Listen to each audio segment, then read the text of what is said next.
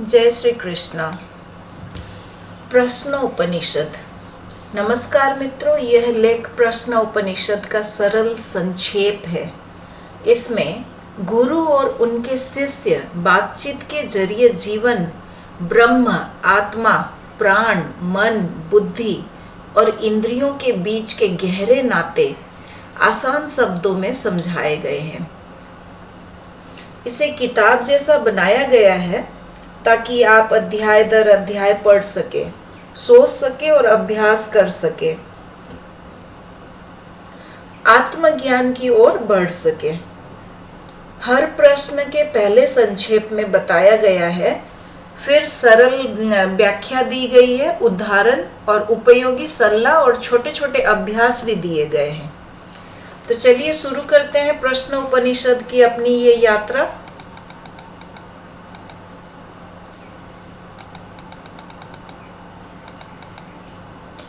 प्रश्न उपनिषद का उद्देश्य और पद्धति। प्रश्न उपनिषद का मूल उद्देश्य क्या है? मनुष्य को ये समझाना कि उसका जीवन क्यों है, उसका स्वभाव क्या है और उसका परम लक्ष्य क्या है, अर्थात आत्मा का, ब्रह्म का और जगत के संबंध का साक्षात्कार। गुरु शिष्यों के संवाद में 6 आधारभूत प्रश्न उठते हैं, जिनके उत्तर न केवल तात्विक है बल्कि व्यवहारिक साधना के उपाय भी देते हैं। इस उपनिषद का पठन, समझना और आचरण दोनों ही आवश्यक है। ज्ञान, ज्ञानया और कर्म साधना प्रयत्नेना का सम्मिलन मोक्ष की ओर अग्रसर करता है। पहला प्रश्न है प्रश्न उपनिषद का, किम ब्रह्म? ब्रह्म क्या है?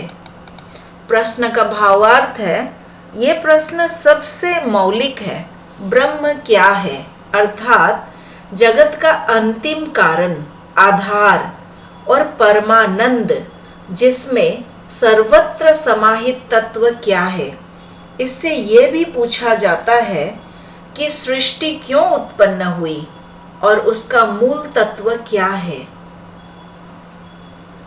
गुरु का उत्तर सुनते हैं। प्रश्न था शिष्य का, किम ब्रह्म, यानी कि ब्रह्म क्या है। अब गुरु क्या उत्तर देते हैं उसे जानते हैं। गुरु कहते हैं, ब्रह्म एक सर्वव्यापी, असीम, निराकार चेतना है। न जन्म होता है, न मरण, न गुण है, न दोष। वह कारण भी है, पालन भी है और संहार भी है। ब्रह्म पदार्थ मन या भाव में परिभाषित नहीं होता।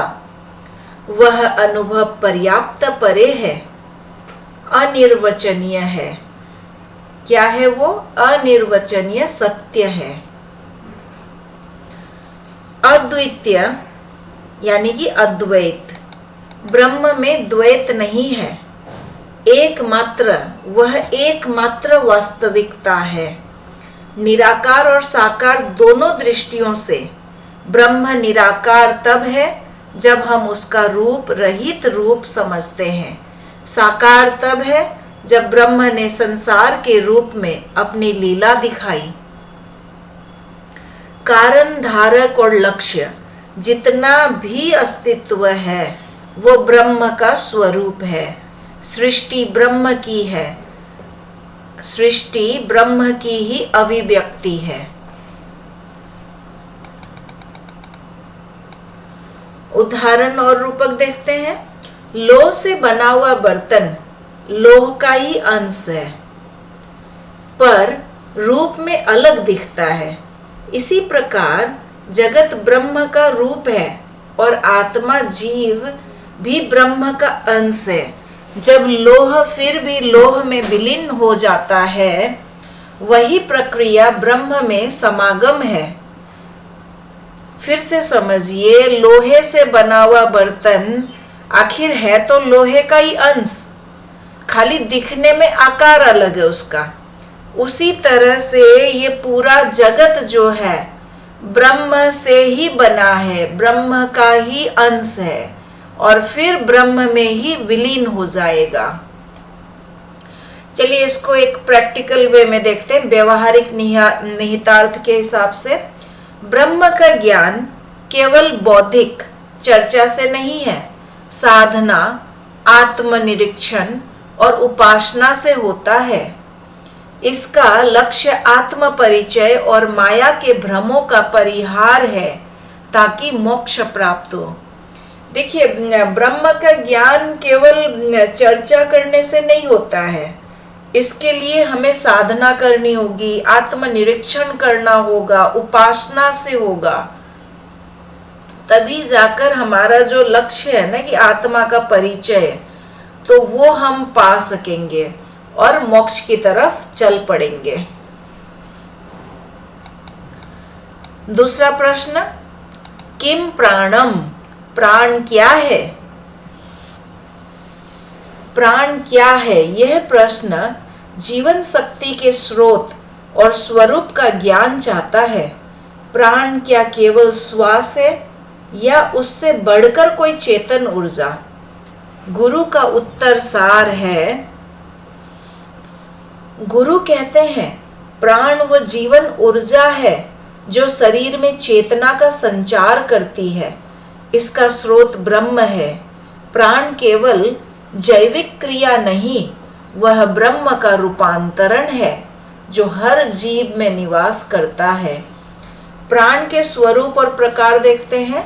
उपनिषद में प्राण को कई विभाजनों में देखा गया है।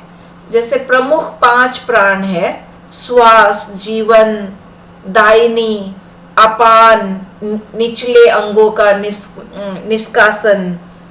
देखिए, प्राण के 5 प्रमुख चीजें हैं, ठीक है। पहला क्या है? प्राण खुद, श्वास, जीवन, दायनी। दूसरा अपान, अपान में क्या आता है? निचले अंगों का निष्कासन।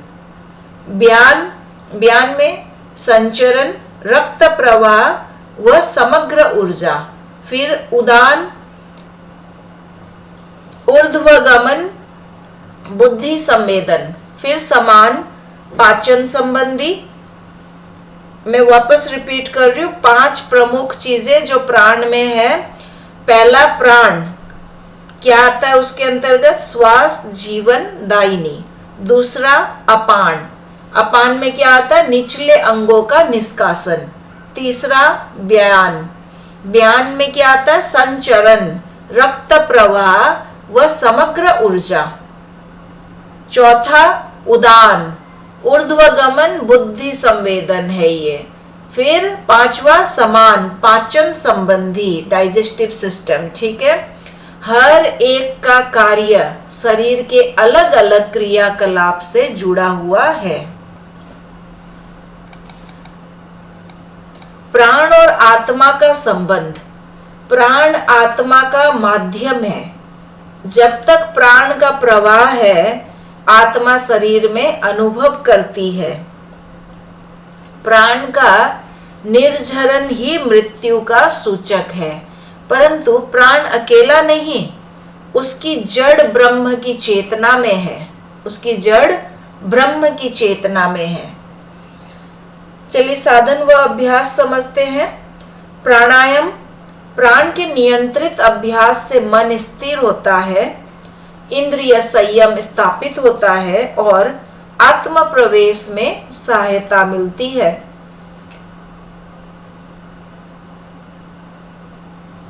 दैनिक अनुशासन देखते हैं। सांस पर जागरूकता, आहार सूक्ष्मता और व्यवहारिक संयम प्राण की गुणवत्ता बढ़ाते हैं।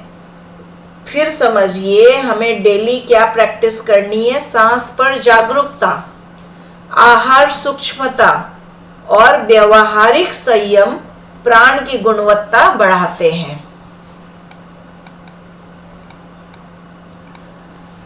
प्राण को समझना आत्मा और ब्रह्म के बीच का सेतु समझने जैसा है। प्राण की सूक्ष्मता को नियंत्रित कर के ही गहरे आध्यात्मिक अनुभव संभव होते हैं। चलिए तीसरे प्रश्न की ओर बढ़ते हैं हम आगे। किम मन, मन क्या है? मन का स्वरूप, उसकी कार्य प्रणाली और उसकी सीमाएं क्या है? मन किस प्रकार आत्मा और इंद्रियों के बीच मध्यस्थ बनकर भाव, इच्छा और निर्णय उत्पन्न करता है? तो प्रश्न क्या है, मन क्या है? और गुरु उत्तर क्या देते हैं, देखते हैं। गुरु कहते हैं मन वह केंद्र है जो इंद्रियों से आने वाली सूचनाओं को ग्रहण कर बुद्धि को प्रसारित करता है।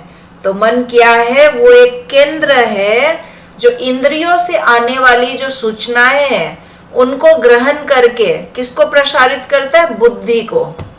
यह इच्छाओं, भावनाओं और से संवेगों का भंडार है। मन क्या है? इच्छाओं, भावनाओं और संवेगों का भंडार है। मन शुद्ध होने पर ब्रह्म की ओर मार्गदर्शन कर सकता है, विकृत होने पर माया में उलझा देता है।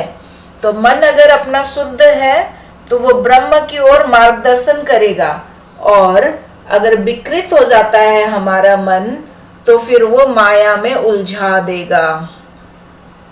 मन के गुण और कार्य। सूचना प्राप्ति, इंद्रियों से आने वाला कच्चा डेटा मन में वर्तमान होता है। इंद्रियों से आने वाला जो रॉ डेटा है, कच्चा डेटा है, वो मन में वर्तमान होता है।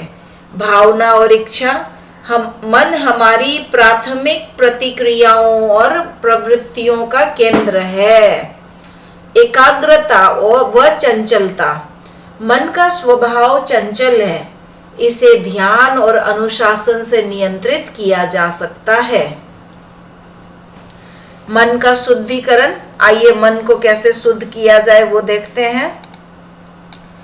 ध्यान यानी कि मेडिटेशन, मन को शांत करके उसकी चंचलता घटाई जा सकती है। सत्संग व शास्त्र ज्ञान, सही विचार और सत्संग मन को समृद्ध करते हैं। वैराग्य और अभ्यास, संसार के प्रति दृष्टि बदलने से इच्छाएं न्यून होती है। मन ब्रह्म संबंध, मन ब्रह्म का अनुकूल नेता नहीं है, पर यदि इसे ब्रह्म ज्ञान की ओर मोड़ा जाए तो मन आत्मज्ञान का राजमार्ग बन सकता है। मन केवल साधन है, आध्यात्मिक लक्ष्य नहीं।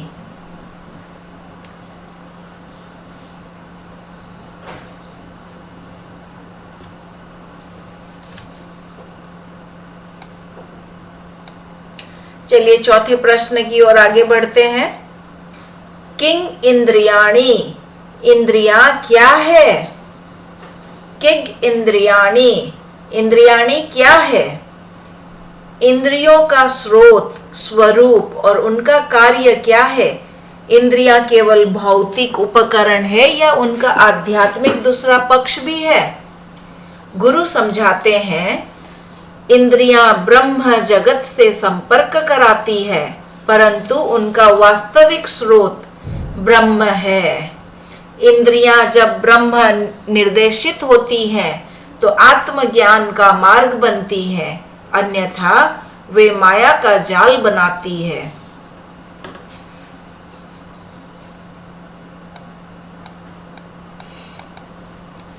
इंद्रियों का विवेचन देखते हैं। दृष्टि, श्रवण, स्पर्श, गंध, स्वाद, ये 5 प्रमुख इंद्रियां हैं जो शरीर को ब्रह्म अनुभव देती है। भूमिका, सूचना एकत्र करना, अनुभूति का प्रारंभ करना और मन को सामग्री देना। संकट क्या है? इंद्रियों का अनुचित प्रयोग सज्जनता और आत्मज्ञान दोनों में बाधा उत्पन्न करता है। नियंत्रण व संयम के उपाय देखते हैं। प्रत्याहार, इंद्रिय निरोध, इंद्रियों से लौटकर अंतर्मुख होना। वचन व आचरण में संयम, भावनात्मक और संवेगात्मक अनुशासन, वचन व आचरण में संयम लाना पड़ेगा। तो वो क्या है? भावनात्मक और संवेगात्मक अनुशासन है। ध्यान व ब्रह्म स्मृति, इंद्रियों को सत्यान्वेषी बनाना है। सत्यान्वेषी यानी कि सत्य ही देखो, सत्य ही बोलो, सत्य ही करो। निहितार्थ क्या है इसका? देखो, इंद्रियां न तो पूरी तरह दोषी है और न ही पूरी तरह निर्दोष है। उनका उपयोग करने का रूप और उद्देश्य ही परिणाम तय करता है। जब इंद्रियां संयमित हो, वे ब्रह्म ज्ञान के सहायक बनती है।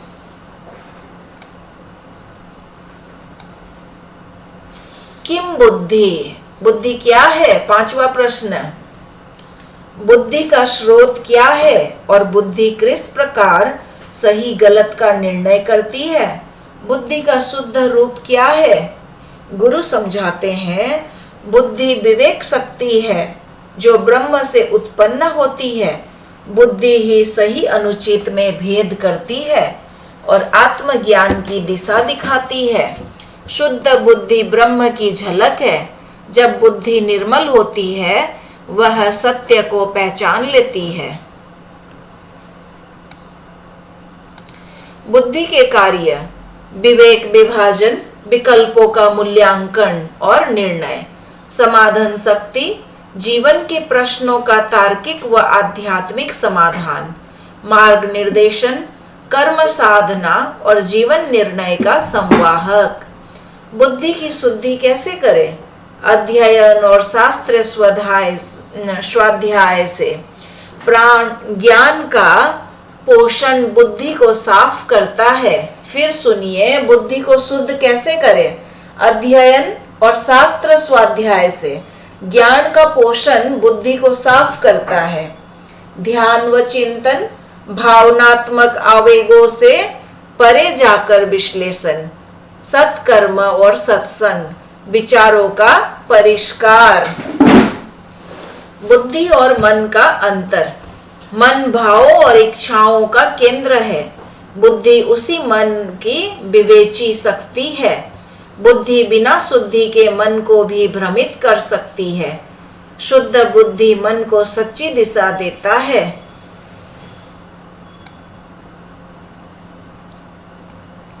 छठा प्रश्न, किम आत्मा, आत्मा क्या है? आत्मा क्या है? उसका ब्रह्म से संबंध किस प्रकार है? आत्मा का ज्ञान मोक्ष से कैसे जुड़ता है? गुरु समझाते हैं, आत्मा और ब्रह्म में कोई अंततः विभेद नहीं है। आत्मा शुद्ध, शाश्वत और दिव्य चेतना है जो प्रत्येक जीव में निवास करती है। आत्मा को जानकर ही ब्रह्म का ज्ञान होता है। यही मोक्ष का मार्ग है।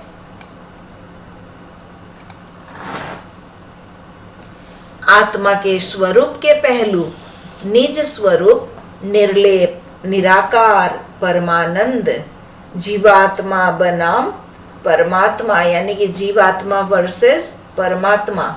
जीवात्मा व्यक्तिगत अनुभव है, पर वह वही ब्रह्म है। केवल जीवहीय अनुभवों से उपस्थित लगता है। फिर समझिए, जीवात्मा और परमात्मा। जीवात्मा क्या है? व्यक्तिगत अनुभव है, पर वही ब्रह्म है। जीवात्मा व्यक्तिगत अनुभव और वही ब्रह्म है। केवल जीवहीय अनुभवों से ही उपस्थित होता है ये, यह भ्रम है। मृत्यु और आत्मा, शरीर मरण के बाद आत्मा ब्रह्म में विलीन नहीं होती, पर उसके अनुभव का स्वरूप बदलता है। उपनिषद के अनुसार आत्मा अविनाशी है।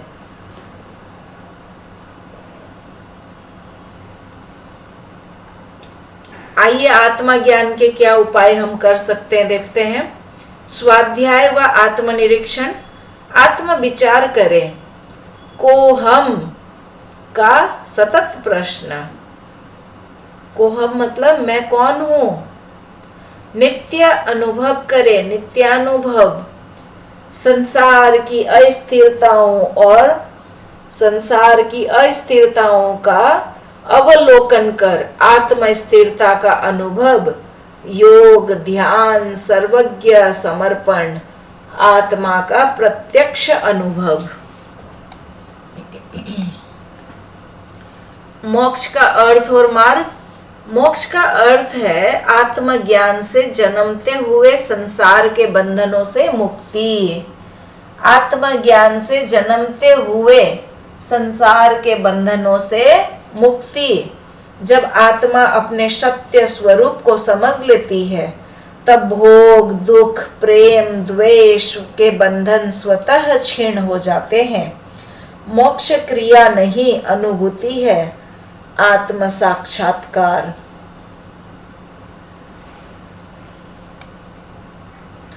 प्रमुख सिद्धांत और व्यवहारिक संदेश देखते हैं। अद्वैत का मूल संदेश है आत्मा और ब्रह्म एक ही सत्य के दो पहलू हैं। ये समझना उपनिषद का मूल तात्पर्य है। प्राण, मन, बुद्धि और इंद्रियां की भूमिका, ये सभी ब्रह्म की अभिव्यक्तियां हैं।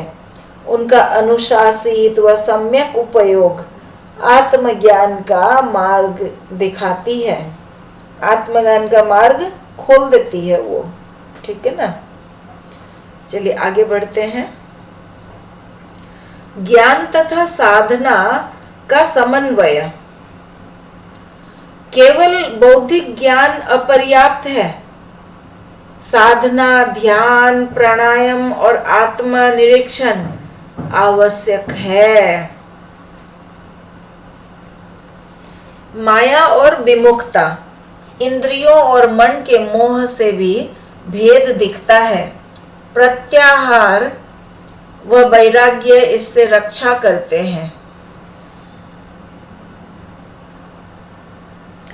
जीवन का अंतिम लक्ष्य आत्मा का स्वविवेचन और ब्रह्म के साथ एकत्व का अनुभव, यही मोक्ष है।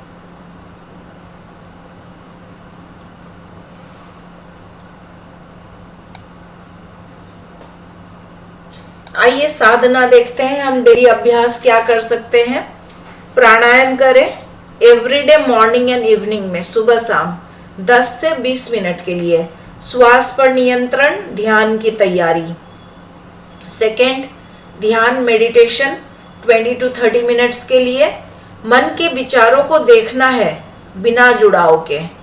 थर्ड, स्वाध्याय, उपनिषदों, गीता और सत्संग का नियमित अध्ययन करें।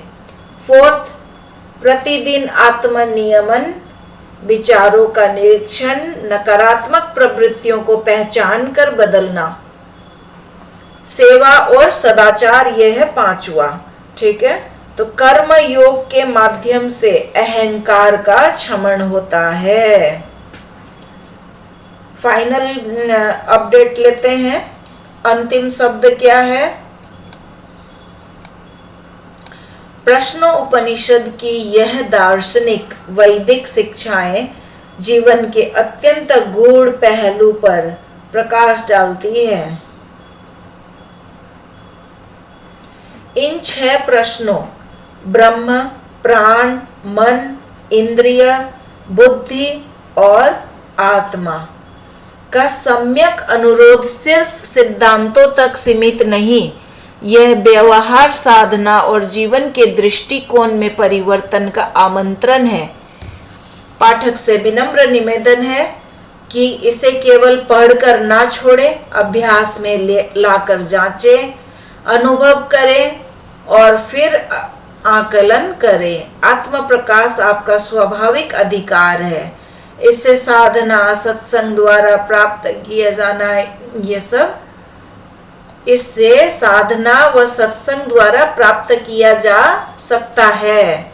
एकदम ध्यान में बिठा लीजिए मित्रों कि इसे साधना व सत्संग से प्राप्त किया जा सकता है। जय श्री राम, जय श्री राम, जय श्री राम।